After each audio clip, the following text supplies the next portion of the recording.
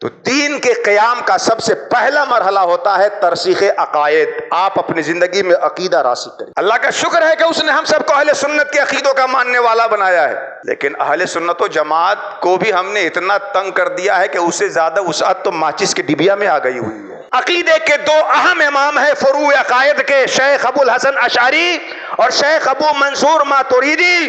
جو ان اماموں کی پیروی کر رہا ہے وہ اہل سنت و جماعت سے ہے، چاہے ہمارے پیر پہ ایمان لائے یا نہ لائے، ہمارے فتوے کو مانے یا نہ مانے.